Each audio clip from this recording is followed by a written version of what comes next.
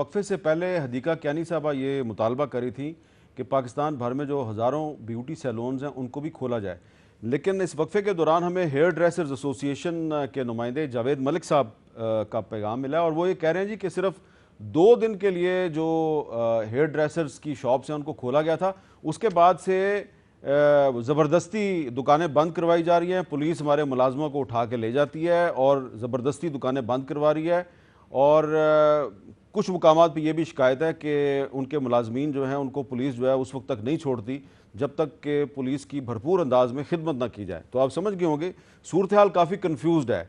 बज़ाहिर पंजाब में और कुछ और इलाकों में हजामों की दुकानें खोलने का ऐलान किया गया, लेकिन हेयर ड्रेसर एसोसिएशन कह रही है कि हमारी दुकानें ज़बरदस्ती बंद करवाई जा रही हैं। अब एहसन इकबाल साहब, एक अहम तरीन सवाल ये है आपका क्या ख्याल है, इस सूरत हाल में पार्लियामेंट का इजलास होना चाहिए?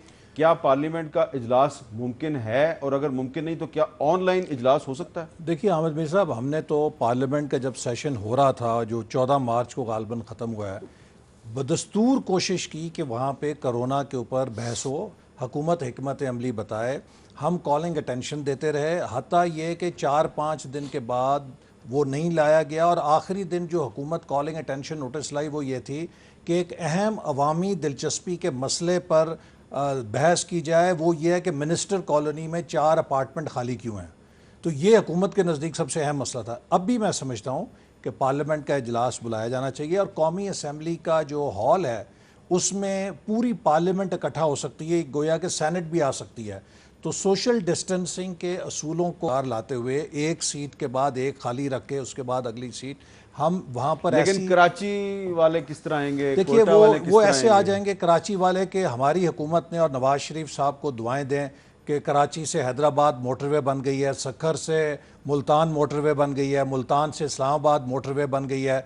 यकीनन कुछ उनको हवाई जहाज़ की सहूलत तो नहीं है, लेकिन बहुत आसानी है, आधे से कम सफ़र में वो बहुत अच्छी ज़मीन सड़क मोटरवे के ज़रिए सफ़र करके आ सकते हैं। एक दिन पहले चलना पड़ेगा, लेकिन इस अहम मसले के लिए कौमी असम्बली का इजलास बुलाया जाना चाहिए। हमने आज भी मुतालबा किया है ताकि एक इत्तफाक पैदा किया जाए। ये जो सारी बातें हम कर रहे हैं ना, जो आप अभी हेयर ड्रेसर की कर रहे हैं या कोई और कर रहा है कराची, ये वजह यह है कि कोई क्लैरिटी नहीं है, कोई इत्तफाक नहीं है। देखिए आप इस बात को बहुत बासानी देख सकते हैं कौन से सेक्टर्स हैं जो ज़्यादा एट रिस्क हैं, जहाँ पे लोगों का ज़्यादा मजमा होता है वो रिस्क में है।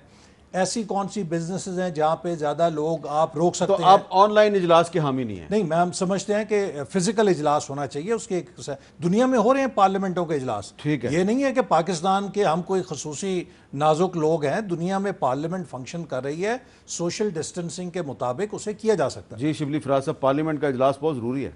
देखिए इसमें कोई शक नहीं है कि पार्लियामेंट का इजलास होना चाहिए और इस पर हम यही कह रहे हैं कि जब एक टेक्निकली जो मुतल्लिका लोग हैं जो कि इस वबा के बारे में हमें एक जो ख़ास SOPs हैं वो डेवलप करने चाहिए और उसको फॉलो करते हुए इजलास होने चाहिए। नंबर 2 कि हमने देखना ये भी है कि उन्होंने कहा है कि और मुल्कों में होते हैं, और मुल्कों में होते हैं तो उन्होंने जिस तरह के अगर उनके 100 मेंबर्स हैं तो वो 20 मेंबर्स को बुला लेते हैं और इस तरह के सेशन होते हैं। दूसरी बात ये है कि ऑनलाइन या वर्चुअल जिसको कहते हैं सेशन को बुलाना, वो हमारे रूल्स में नहीं है, तो रूल्स में तब्दीली लानी पड़ेगी। ऑनलाइन इजलास की गुंजाइश ही नहीं है। बिल्कुल, बिकॉज देखिए ना, ये तो कभी हुआ नहीं है हमारे मुल्क में इस किस्म की सिचुएशन, तो ऑनलाइन की तो गुंजाइश नहीं है। अब रूल्स को चेंज करना पड़ेगा। लेकिन मैं आपको ओवरऑल ये बताता हूँ कि हमें इसमें कोई वो नहीं है। इस दौरान में जबकि इजलास नहीं हो रहा, एक कमेटी जो कि सारी पार्लियामेंट्री पार्टीज़ के हेड्स जिसके हैं वो अपनी मीटिंग करती है हर हफ्ते, जो कि आज भी हुई है, मैं भी उसमें हूँ। हमने आज भी मीटिंग की, बड़ी सैर हासिल। हर पार्टी की जो लीडर्स हैं, पार्लियामेंट्री लीडर्स जो नेशनल असम्बली में या सेनेट में हैं, वो उसमें इस चीज़ पे अपनी बिल्कुल हर तरह की राय भी दे रहे हैं, सजेशंस भी दे रहे हैं, उनको अडैप्ट भी किया जा रहा है। उसकी जो रिकमेंडेशंस हैं वो भी जो है तो ये आज ही मिली हैं। मुख्तलिफ हर वीक पे हर पहलू पे हम डिस्कस कर उसमें डिसीजंस भी लेते हैं, फिर उसका फॉलो अप भी होता है।